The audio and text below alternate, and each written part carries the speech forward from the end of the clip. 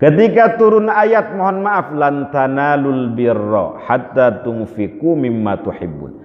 Engkau tidak akan mendapatkan kebaikan yang sempurna sampai engkau menginfakkan sebagian, bukan semuanya Pak ya, sebagian harta yang engkau cintai. Kata para ulama, albir di sini ada yang menafsirkan al-jannah. Engkau tidak akan masuk surga sampai engkau menginfakkan sebagian harta yang engkau cintai.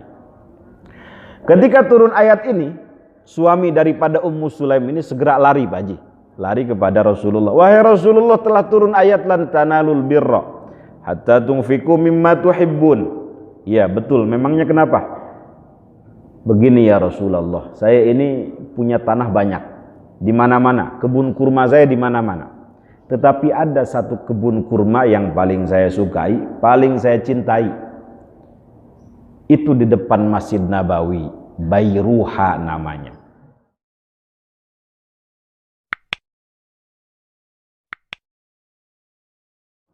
Assalamualaikum warahmatullahi wabarakatuh. Alhamdulillahi wahdah wassalatu wassalamu ala man la nabiyya ba'dah wa ala alihi wa sahbihi wa man walah. Mari sama-sama Bapak Ibu, Allahumma fakkihna fid din wa 'allimna at-ta'wil. Allahumma inna nas'aluka ilman nafi'a wa 'amalan salihan mutaqabbala wa rizqan wasi'an halalan tayyiban mubaraka. Allahumma ja'alna wa auladana wa dhurriyyatina min ahlil ilmi wa ahlil khair wa ahlil Qur'an wa la taj'alna wa iyyahum min ahlil jahli was-su'i wasyarri wad-dhairi wat-tughyan. Allahumma arzuqna tamamas sihhati wal afiyah jasmaniyah wa ruhaniyah zahirah wa batinah warzuqna a'maran tawilah fi ta'atika ya Allah wal a'malal maqbulah wa husnal khatimah birahmatika ya arhamar rahimin walhamdulillahi rabbil alamin. Amma ba'd. Hadirin jamaah salat subuh Masjid Jami As-Salam Depen yang dimuliakan Allah Subhanahu wa taala. Alhamdulillah, dalam kesempatan yang mulia ini kita kembali dalam kajian rutin kita, kajian At-Tibyan fi Adab Hamalatil Quran. Mudah-mudahan hadirnya kita di sini dicatat sebagai amal soleh, amal baik, amal ibadah yang dapat memperberat timbangan kebaikan kita di akhirat.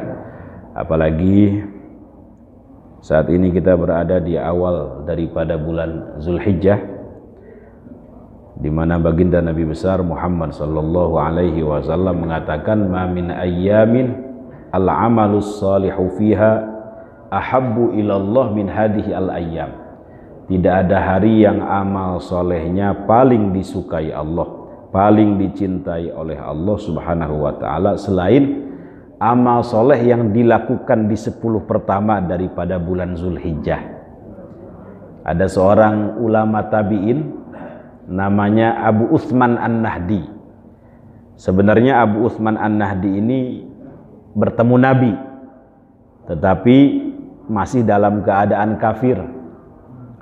Dia mengalami masa jahiliyah, kafir. Masa Nabi masih kafir. Nabi meninggal masuk Islam.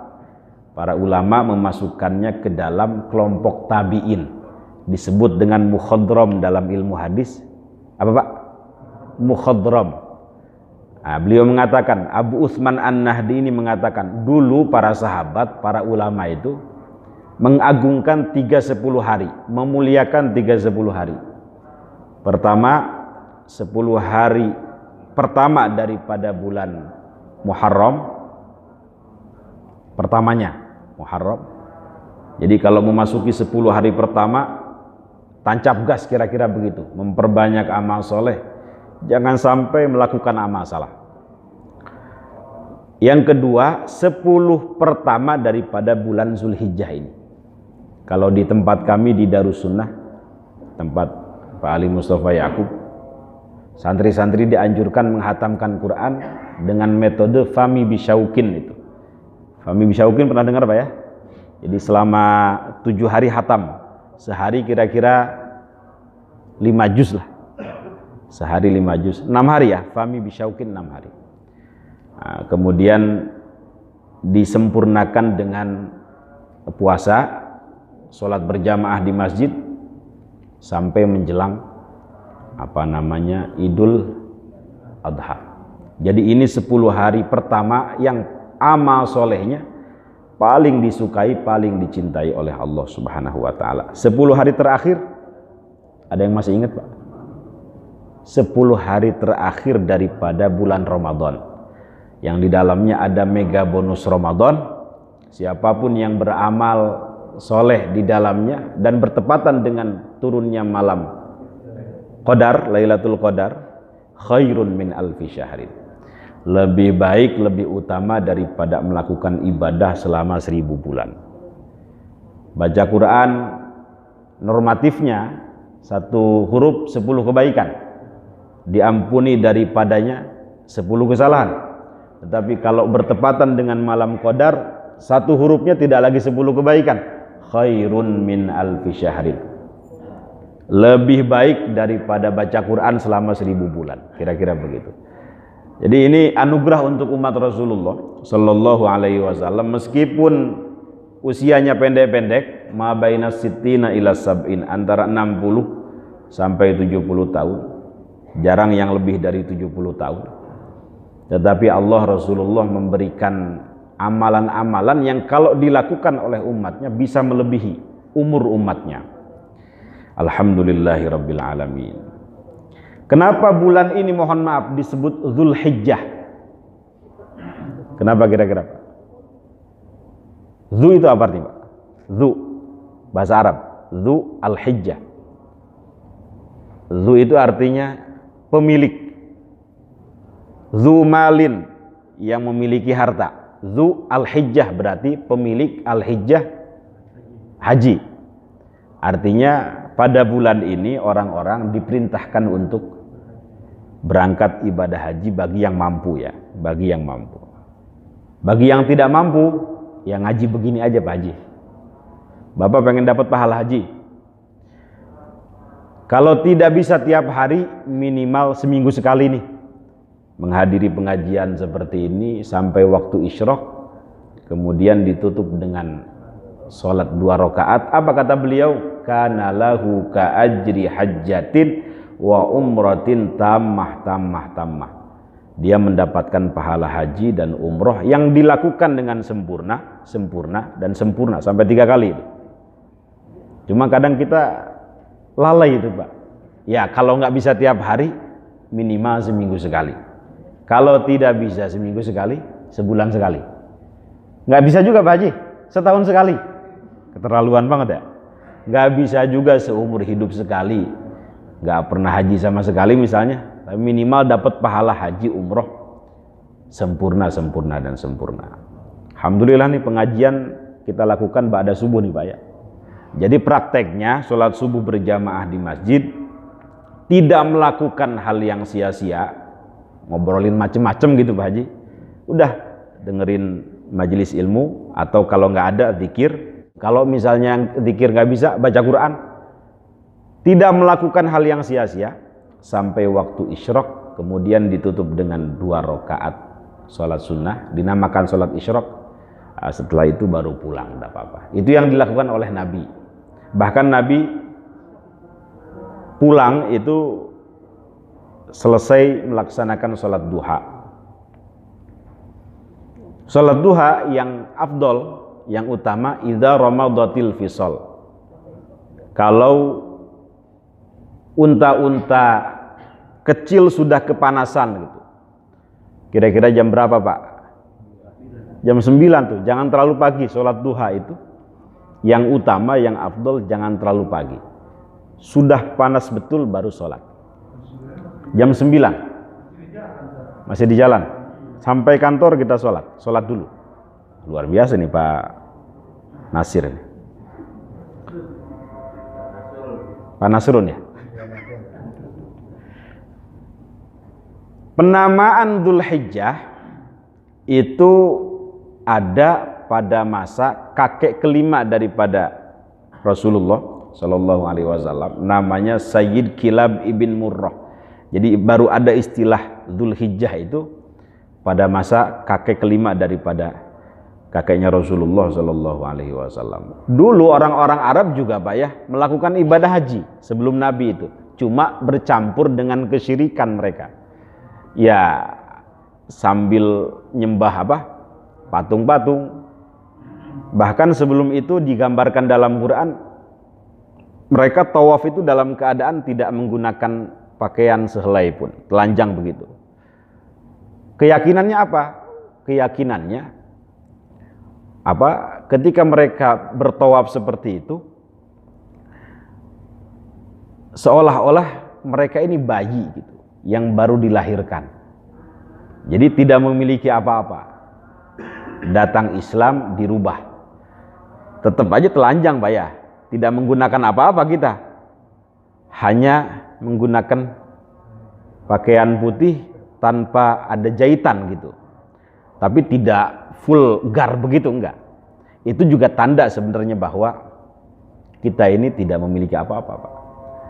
Tidak punya apa-apa dan tidak memiliki apa-apa. Kita sebagai abdun betul di hadapan Allah Subhanahu wa taala, hamba betul. Maka predikat tertinggi seorang makhluk di hadapan Khaliknya adalah abdun. Rasulullah itu gelarnya abdun, Abdullah. Subhanalladzi asra bi abdihi. Abdun itu kalau bahasa kitanya budak Pak, hamba. Hamba itu kan disuruh kemana-mana mau Pak ya, sami'na wa ata'na.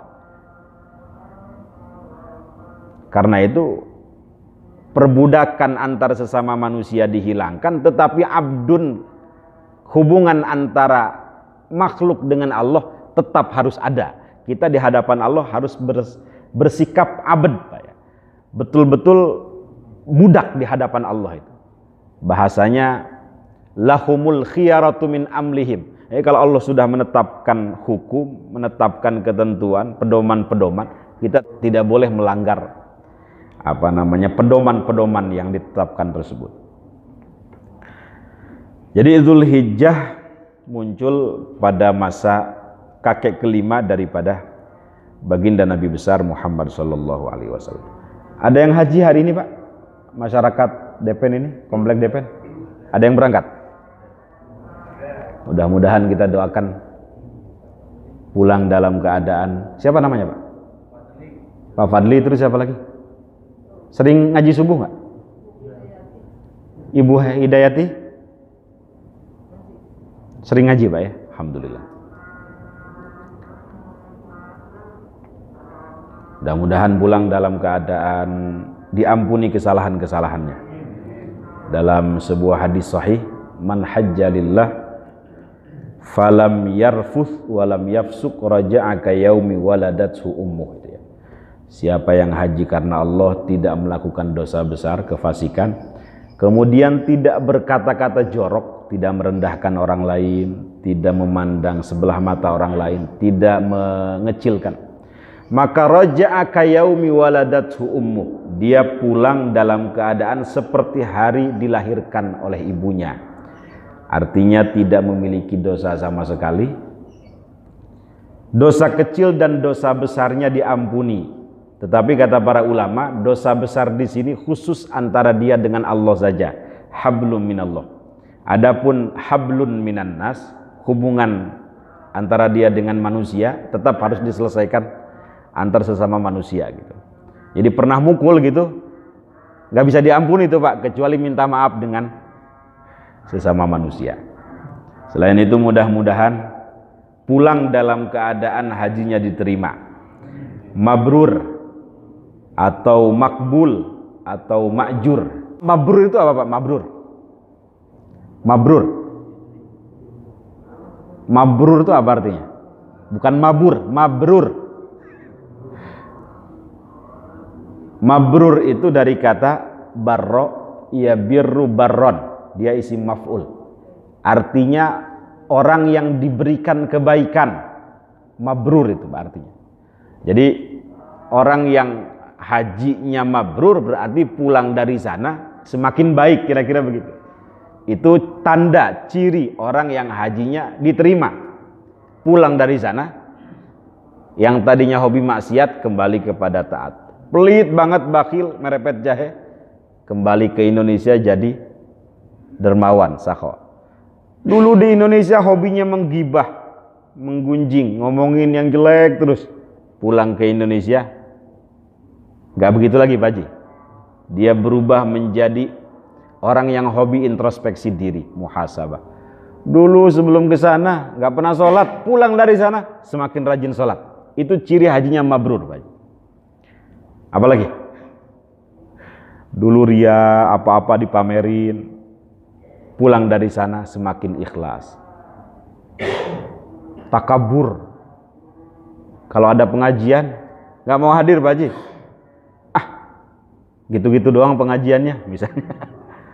Itu yang isi siapa? Ali Hudaybi, anak kecil ini misalnya, nggak mau hadir, misalnya. Takaburnya hilang ketika pulang dari sana, menjadi tawadu. Apalagi Pak Haji? Kembali dari segala sesuatu yang tidak selaras dengan kebaikan dan manfaat kepada segala sesuatu yang selaras dengan kebaikan dan manfaat.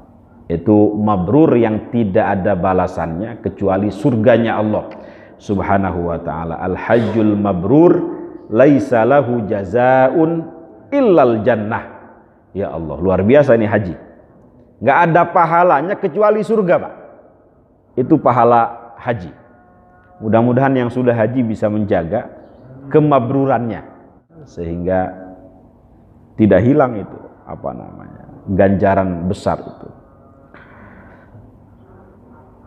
Ada yang mengatakan mabrur ini berasal dari kata albir. Betul, memang dari albir. Nah, albir ini artinya al-jannah. Mungkin pernah saya sampaikan Pak ya. Ada satu ayat, lan tanalul birra hatta tunfiqu mimma tuhibbun, itu ya. Ini ayat turun, kemudian ada salah satu sahabat Nabi namanya Abu Tolha Al-Ansari. Siapa Pak Haji? Abu Tolha Al-Ansari. Abu Tolha ini suaminya Ummu Sulaim. Ummu Sulaim ibundanya Sayyiduna Anas bin Malik. Sayyiduna Anas bin Malik khadimun Nabi, yang dikirim oleh ibundanya di usia 10 tahun untuk menemani Nabi, membantu Nabi. Jadi khadimnya Nabi, aspri, asisten pribadi yang bawain sendalnya, yang nyuci bajunya. Nabi kalau pengen mandi disiapin air, mau wudu disiapin kendi. Itu Sayyiduna Anas ibn Malik selama 10 tahun jadi khadimun Nabi sampai Nabi ridho, senang, rela gitu. Didoakan dengan 3 doa. Allahumma barik lahu fi rizkihi, Allah berkahi Anas dalam rizkinya. Wa barik lahu fi umrihi, berkahi Anas dalam umurnya. Wa barik lahu fi dzurriyyatihi, berkahi Anas dalam anak keturunannya. Semuanya dikabulkan tuh Pak. Umurnya melebihi 100 tahun. Anak keturunannya banyak yang jadi ulama. Banyak. Bahkan ketika beliau masih hidup, cucunya sampai ratusan. Kemudian beliau diberikan kekayaan yang luar biasa. Orang paling kaya saat itu di Madinah. Itu anaknya Ummu Sulaim. Ummu Sulaim ini punya gelar Ar-Rumaisa. Ketika Nabi Isra Mi'raj, telapak kakinya sudah terdengar di surga itu Pak. Ini suara telapak kaki siapa ini kok? Ar-Rumaisa, ibundanya Sayyiduna Anas ibn Malik. Sebab apa Pak? Sebab beliau mau berkorban untuk Rasulullah Sallallahu Alaihi Wasallam. Mau anaknya dikhidmahkan kepada Rasulullah Sallallahu Alaihi Wasallam. Kemarin saya ngobrol sama Pak Asep. Pak Asep ada nggak Pak Asep? Pak Haji, mana Pak Haji? Ketua DKM. Kemana? Pak Asep, pokoknya saya minta 2 orang warga sini, masyarakat sini nih, Komplek Depen ini, untuk saya kader selama kurang lebih 3 tahun. Tapi saya minta orang tuanya harus ikhlas gitu. Kira-kira ada nggak Pak? Mau nggak? 2 orang? Terserah, yang penting diutamakan jangan yang sudah menikah gitu. Nah, nanti kalau udah menikah kan mikirin istrinya, mikirin anaknya, susu dan lain sebagainya, nggak jadi belajar nanti. Nah, minta 2 orang Pak Haji yang kira-kira bagus, mau kita kader selama 3 tahun. Kita pengen pulang hafid 30 juz, siap jadi imam, siap nerusin masjid ini, syukur-syukur punya keinginan bikin pesantren lagi, apalagi ada yayasan di sini ya. Nah, mungkin di bawah naungan Yayasan As-Salam, kemudian siap dakwah, siap ngajar, kira-kira begitu. Gak usah banyak-banyak, 2 orang aja Pak Haji. Mudah-mudahan ada. Setiap tempat saya ngajar, saya minta 2 orang. Mudah-mudahan dari sini ada perwakilan tentu. Laki perempuan?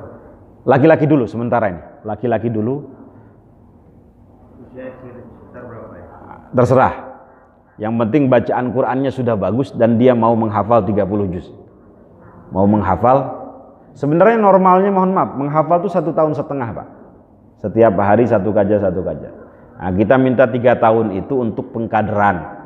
Jadi setengah tahunnya, 1,5 tahunnya untuk melancarkan, plus dikader bagaimana public speaking, bagaimana kemampuan bahasa Arab, bahasa Inggrisnya, baca kitabnya, cara ngimaminnya. Kenapa?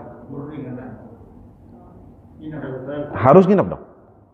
Boarding, harus mondok. Makanya saya bilang harus ikhlas orang tuanya. Mudah-mudahan seperti Anas bin Malik yang diangkat derajatnya oleh Allah karena mau khidmah kepada Islam, mau khidmah mempelajari ajaran-ajaran Rasulullah, peninggalan-peninggalan para ulama, dan bisa meneruskan estafet warisan risalah baginda Nabi besar Muhammad sallallahu alaihi wasallam. Ketika turun ayat, mohon maaf, lan tanalul birra hatta tunfiqu mimma tuhibbun. Engkau tidak akan mendapatkan kebaikan yang sempurna sampai engkau menginfakkan sebagian, bukan semuanya Pak ya, sebagian harta yang engkau cintai. Kata para ulama, albir di sini ada yang menafsirkan al-jannah. Engkau tidak akan masuk surga sampai engkau menginfakkan sebagian harta yang engkau cintai. Ketika turun ayat ini, suami daripada Ummu Sulaim ini segera lari Pak Haji, lari kepada Rasulullah. Wahai Rasulullah, telah turun ayat lan tanalul birra hatta tunfiqu mimma tuhibbun. Ya betul, memangnya kenapa? Begini ya Rasulullah, saya ini punya tanah banyak di mana-mana, kebun kurma saya di mana-mana. Tetapi ada satu kebun kurma yang paling saya sukai, paling saya cintai. Itu di depan Masjid Nabawi, Bayruha namanya. Apa Pak? Bayruha, nama tanahnya Abu Tolha Al-Ansari ini, orang paling kaya di Madinah. Bayruha, tidak jauh dari pelataran Masjid Nabawi. Mungkin sekarang sudah masuk Masjid Nabawi. Saksikan wahai Rasulullah, innaha shadaqatun lillah. Aku wakafkan, aku sedekahkan tanah Bayruha ini untuk Allah, untuk Rasulullah, untuk agama Allah subhanahu wa ta'ala. Apa kata Rasulullah Pak? Bah, ungkapan ta'ajub. Bah, dzalika malun rabih. Ini merupakan harta yang paling menguntungkan. Ini merupakan harta yang paling menguntungkan. Wa qad sami'tu ma qulta. Sungguh aku telah mendengar harapanmu ingin masuk surga. Jadi ketika dia menginfakkan, mewakafkan harta Bayruha itu, dia pengen masuk surga. Lan tanalul birra tadi itu. Artinya tidak dilarang, tidak apa-apa kita beribadah mengharapkan surga, beribadah ingin terhindar daripada neraka, tidak apa-apa. Karena memang Rasul membolehkan, bahkan menganjurkan. Setiap selesai sholat beliau berdoa, Allahumma inna nas'alukal jannah wa astajiru minan nar. Ya Allah, hamba memohon kepada engkau surga dan hamba berlindung kepada engkau daripada neraka. Memang ada tingkatan beramal itu sudah tidak lagi mengharapkan surga, takut neraka, hanya Allah saja. Itu kan orang-orang siddiqin Pak ya, orang-orang yang memang harapannya Allah saja. Apa amalnya amalul qurbah gitu. Jadi yang dia tuju hanya Allah saja. Apa dalam surat Waqiah, wa kuntum azwajan thalathah fa ashabul maimanati ma ashabul maimanah wa ashabul masy'amati ma ashabul masy'amah was-sabiquna as-sabiqun ulaikal muqarrabun. Nah, yang orang yang beramalnya Allah saja disebut muqarrabun. Jadi amalnya itu amalul qurbah, hanya ingin dekat dengan Allah saja. Adapun ya kita ini mau kemana Ustadz?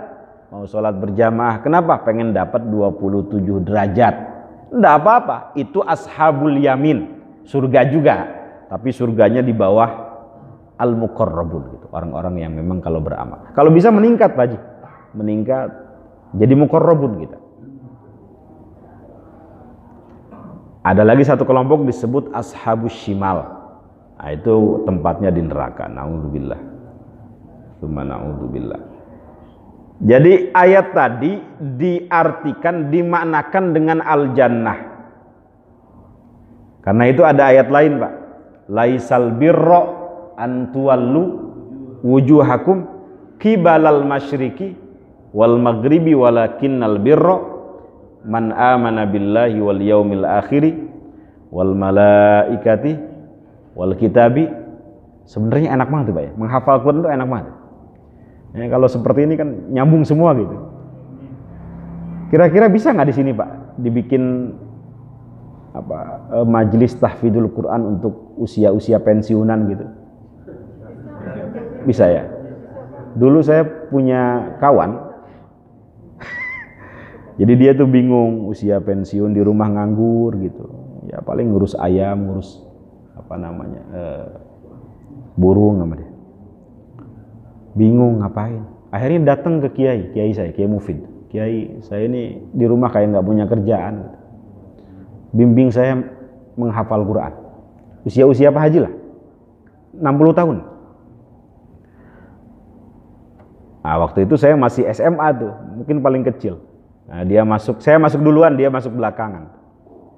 Seangkatan lah. Saya lihat, gelarnya Al-Kalin. Kenapa Al-Kalin? Karena tiap hari baca Quran di masjid Pak Haji, nggak ada ininya, nggak ada putusnya. Kalau ABC kan kadang mati kan. Nah, ini Al-Kalin Pak. Terus, luar biasa kata saya. 3 tahun selesai Pak Haji. 3 tahun selesai. Saya mikir, berarti memang tidak ada apa ya, tidak ada masalah sebenarnya usia itu. Jadi yang sudah sepuh pun kalau dia fokus bisa selesai 30 juz. Beruntung sekali tuh di akhir hayatnya jadi hafidul Quran. Luar biasa kata saya. Jadi Bapak juga sebenarnya bisa kalau fokus Pak ya. Udah nggak mikirin apa-apa. Anak udah gede semua, udah ngapalin Quran aja, ngapain lagi gitu. Ya Allah, enak banget itu. Ya, kalau kita ngaji begini kan nyambung semua. Coba diulang. Sampai mana?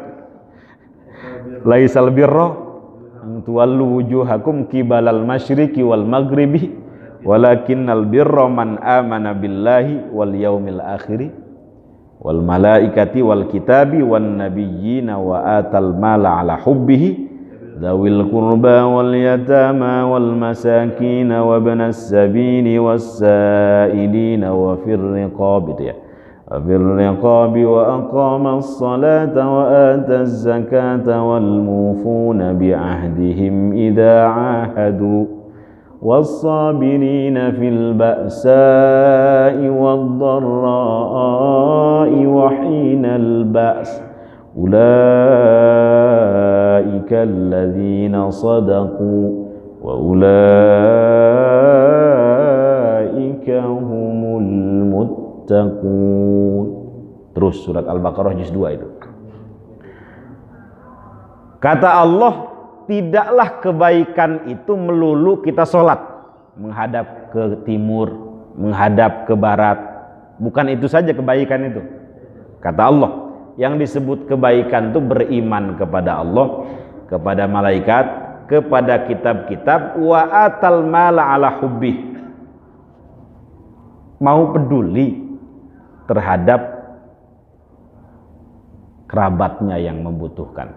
Wa atal mala ala hubbihi dzawil qurba wal yatama, mau memperhatikan anak-anak yatim, wal yatama wal masakin, orang-orang miskin, dan seterusnya. Itu disebut dengan albir, yang akar katanya dari mabrur itu, Pak.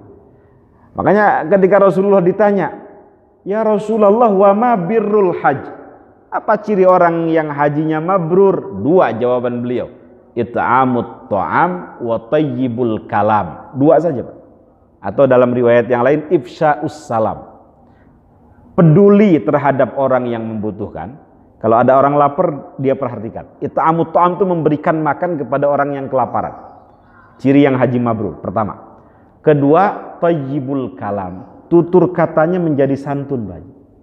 Makanya tadi hadis yang saya sampaikan di awal, man hajjalillah falam yarfuth walam yafsuk. Siapa yang haji karena Allah, tidak berkata-kata jorok, tidak merendahkan, tidak mengecilkan orang lain, dia pulang dalam keadaan seperti dilahirkan oleh ibunya.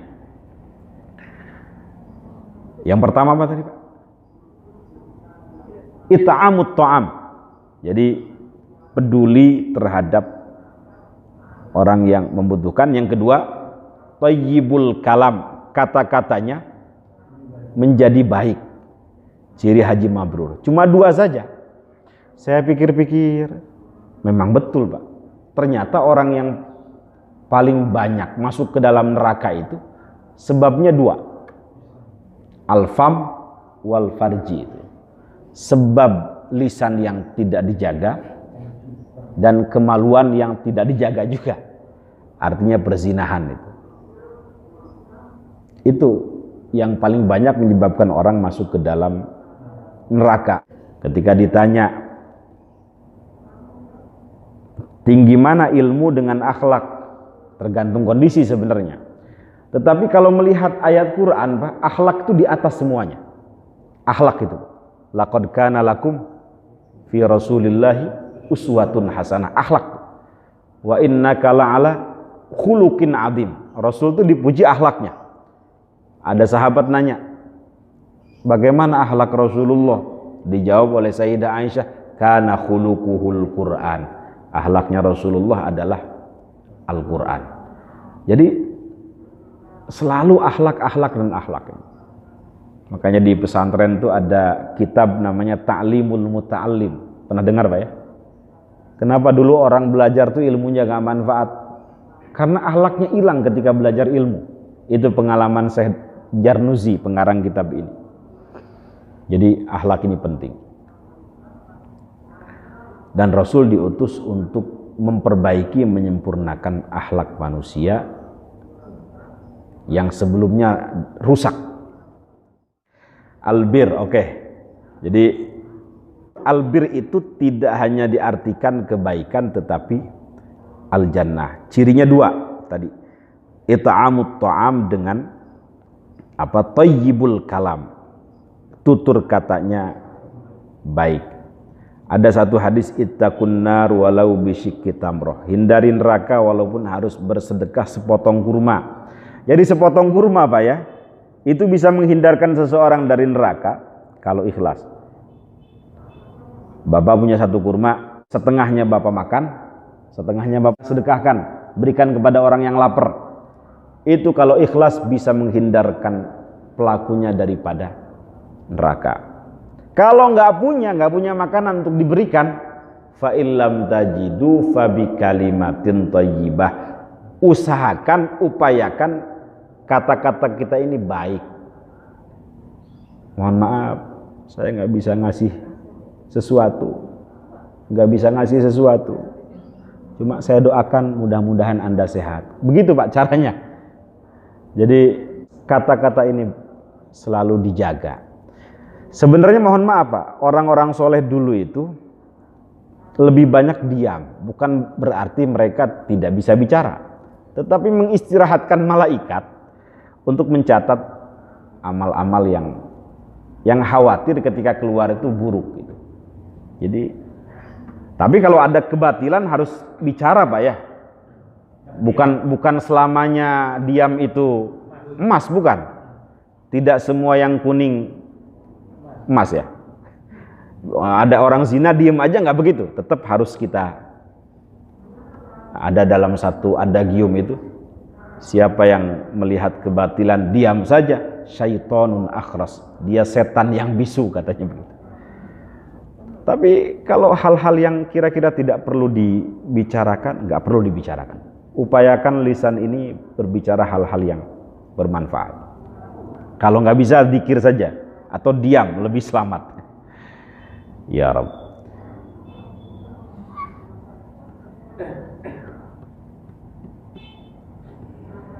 Apalagi ya? Udah itu aja Pak ya? Udah isyraq belum? Berapa menit lagi? Tenang. Ini siapa ini? Baca Al-Quran, kan kadang di HP. Sebentar. Nanya dulu. Namanya siapa? Ujang saya. Orang Sunda ya mah, orang mana ya? Di mana ya? Di mana? Orang Sunda ya. Mangga. Ku bahasa Sunda nyariosna mangga. Kalau baca Al-Quran saya kadang di handphone, kadang di Al-Quran.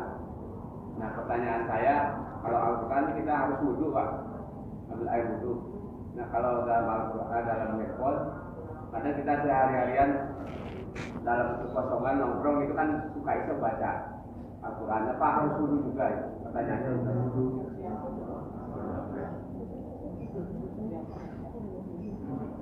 Afdolnya wudu Pak, meskipun dalam HP itu banyak aplikasi-aplikasi selain Al-Quran ya. Memang begini, ulama ikhtilaf. Kalau Al-Quran itu ada terjemahnya selain Al-Quran, maka tidak apa-apa, tidak berwudu gitu. Nah, kalau kiasnya ke sana, di dalam HP itu tidak hanya ada Al-Quran, tetapi ada aplikasi-aplikasi yang lain. Maka jawaban saya afdolnya tetap harus berwudu, karena yang kita baca ini kalamullah, kalam paling agung Pak. Wa fadlu kalamillah ala sairil kalam kafadlillahi ala sairi khalqi. Keutamaan kalamullah Al-Quran dibanding seluruh kalam, ungkapan, kata-kata selain Al-Quran, mau kata-kata makhluk, kata-kata jin, kata-kata nabatat, tumbuh-tumbuhan, itu kafadlillahi ala sairi khalqi, seperti keutamaan Allah itu sendiri dibanding seluruh makhluknya. Maka Imam Nawawi, pengarang Tibyan ini mengatakan tidak ada zikir paling utama selain tilawah Quran. Luar biasa ya. Selain tilawah Quran. Ada yang nanya, Ustadz, itu bukannya ada hadis afdhalul dzikri la ilaha illallah? Betul, tapi ada hadis la ilaha illallah, Allahu Akbar, Alhamdulillah, Subhanallah, semuanya ada di dalam Quran itu. Afdalul kalam dalam hadis ba'da kitabillah arba'un, Subhanallah, Alhamdulillah, wa la ilaha illallah, wallahu akbar. Kalam yang paling utama setelah Al-Quran, Subhanallah, Alhamdulillah, wa la ilaha illallah, wallahu akbar. Jadi Bapak kalau nggak bisa baca Quran, perbanyak 4 dzikir ini.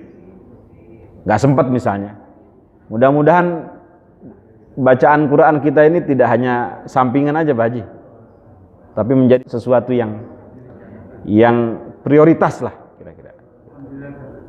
Mudah-mudahan, saya dengar Pak Haji Hardinun ada odoj apa ya?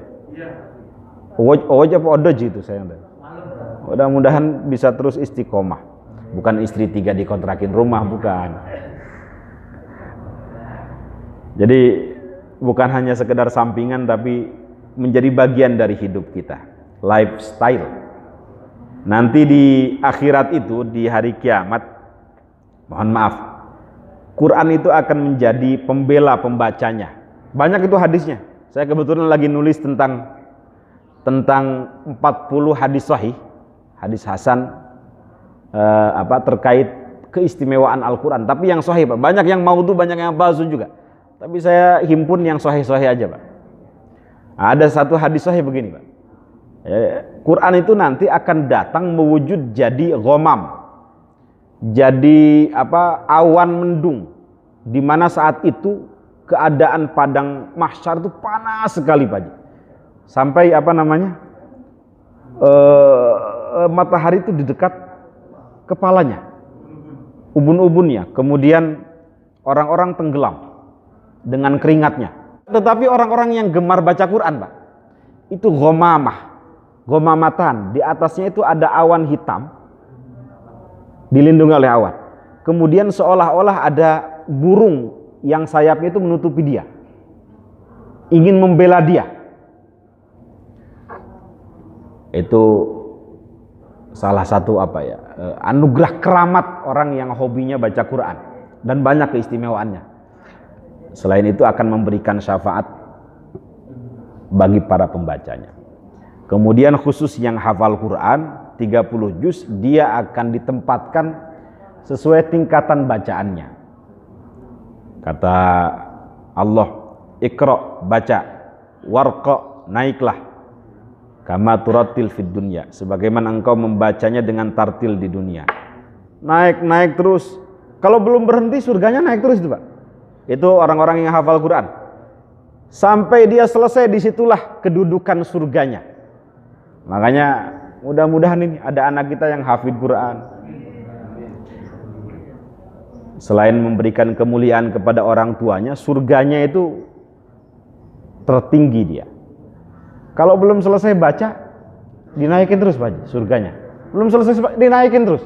Ya Rabb. Makanya saya minta nih 2 orang nanti yang kira-kira bisa kader untuk memakmurkan komplek DPR masjid ini. Dan kita kan tidak bisa mengandalkan Pak Haji tiap hari kan. Ini udah pada sepuh semua ini. Harus ada regenerasi kan. Agar jariah masjid ini bisa berlanjut, maksud saya gitu. Bapak kan wakaf ke sini, pengen masjid ini terus mengalir pahalanya kepada Bapak kan. Mudah-mudahan ada manfaatnya. Bapak Ibu diberikan kesehatan lahir batin, panjang umur dalam keberkahan ketaatan. Yang paling besar harapan kita adalah husnul khotimah di akhir hayat kita. Amin amin ya rabbal alamin. Nakhtatim hadal majlis bidu'a kafaratil majlis. Subhanakallahumma wa bihamdik, asyhadu an la ilaha illa anta, astaghfiruka wa atubu ilaik. Assalamualaikum warahmatullahi wabarakatuh. Silakan salat isyraq dulu, Pak.